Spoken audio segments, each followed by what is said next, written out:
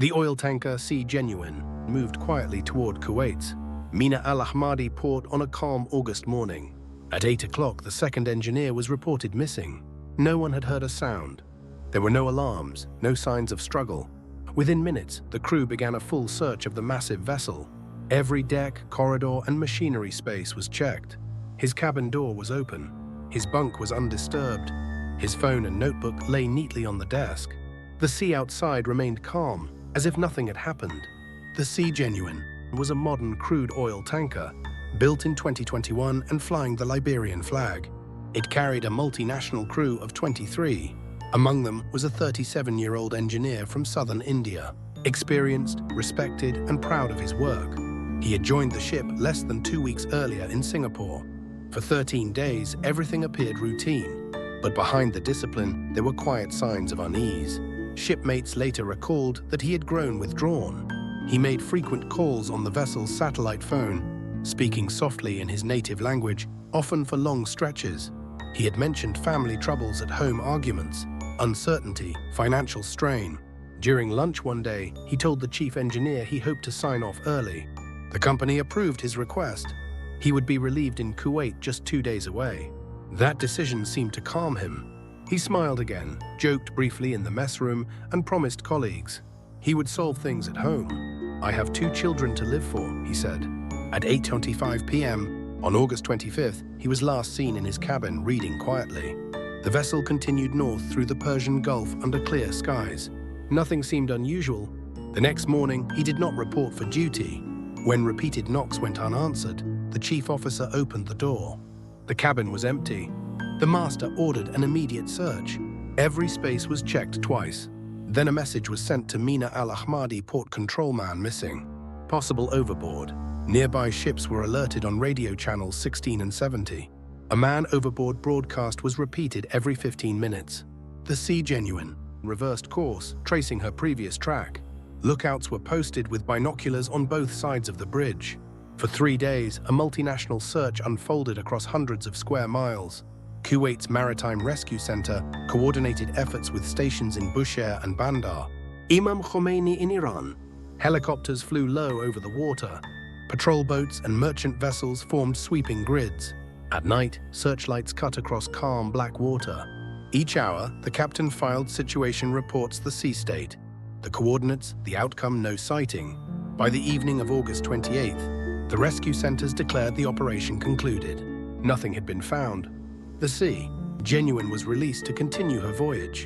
In the official logbook, the final entry read, "Missing person not located." Presumed lost at sea, investigators later reconstructed his final days. They found no evidence of foul play or accident in the machinery spaces. No CCTV footage existed, the ship had none installed. Work hour records showed that he was well rested. In the week before the disappearance, he averaged over 100 hours of rest.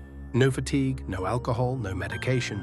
He had performed his duties without complaint and had not clashed with any crew. Interviews described him as quiet, polite, professional. Yet all testimonies circled back to one theme: the phone calls. He had spent long evenings talking about a dispute at home. The subject was personal, but the distress was evident. To the investigators, the emotional strain became a central clue. The report concluded that the second engineer may have gone overboard by choice, though an accidental fall could not be ruled out. No witness saw or heard anything. The night was calm. Visibility was perfect. The inquiry emphasized human factors over mechanical ones. Stress, isolation, and mental fatigue, silent risks that rarely appear in manuals, but often shape tragedy. For seafarers, the sea is both workplace and world. Days blend into nights. Contact with family happens through static-filled lines and brief messages. Problems at home can feel an ocean away, yet unbearably close. Experts from both Kuwait and Liberia reviewed procedures on the C.Genuine. They found the ship compliant with international safety rules. Training, equipment, and reporting were in order. But something was missing: a way to recognize distress before it turns into disappearance. The final report urged companies to implement mental health awareness programs and crisis response protocols on board. It also recommended high-resolution CCTV systems, integrated with voyage recorders to preserve evidence when incidents occur unseen. Such measures, it said, could help families find closure, something this case could not provide. For the engineer's wife and children in Tamil Nadu, the news came through a late-night phone call. Search efforts had ended. The body had not been found.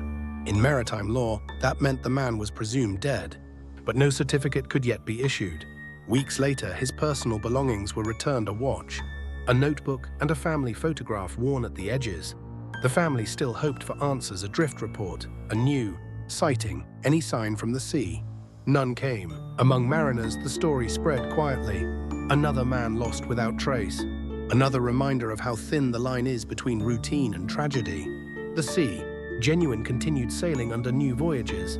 Crews changed, cargo changed, but the entry in her logbook remained permanent. One missing engineer, date of occurrence August 26, 2024. The case became a reference point in safety meetings. Officers discussed how to identify early signs of stress, how to listen when someone asks to go home. The lesson was simple: prevention begins with conversation. Investigators noted that no one had done anything wrong. Procedures were followed, regulations respected. Yet a man still vanished in perfect weather. The sea had taken him silently. At international forums, the incident was cited as part of a broader concern: the mental health crisis among seafarers. Isolation, long contracts, and the stigma of admitting distress all contribute to unseen risk. One senior investigator wrote, "The ocean has no witnesses. Our duty is to ensure that when someone struggles, they are not alone in the noise of machinery and waves." The report's recommendations led to small but meaningful changes. Shipping companies began including mental wellness modules in safety management systems. Some vessels installed confidential helplines. Others added onboard counselors during long voyages. Still, for the family waiting on land, these reforms came too late. The tragedy of the C.Genuine serves as both a case study and a cautionary tale, a reminder that modern ships may carry the best equipment, but human vulnerability remains the weakest point in any system. On calm waters, under a perfect sky, one man disappeared, and the ocean kept its secret. No distress signal, no debris, no sound, just silence and the faint echo of a name in the ship's records.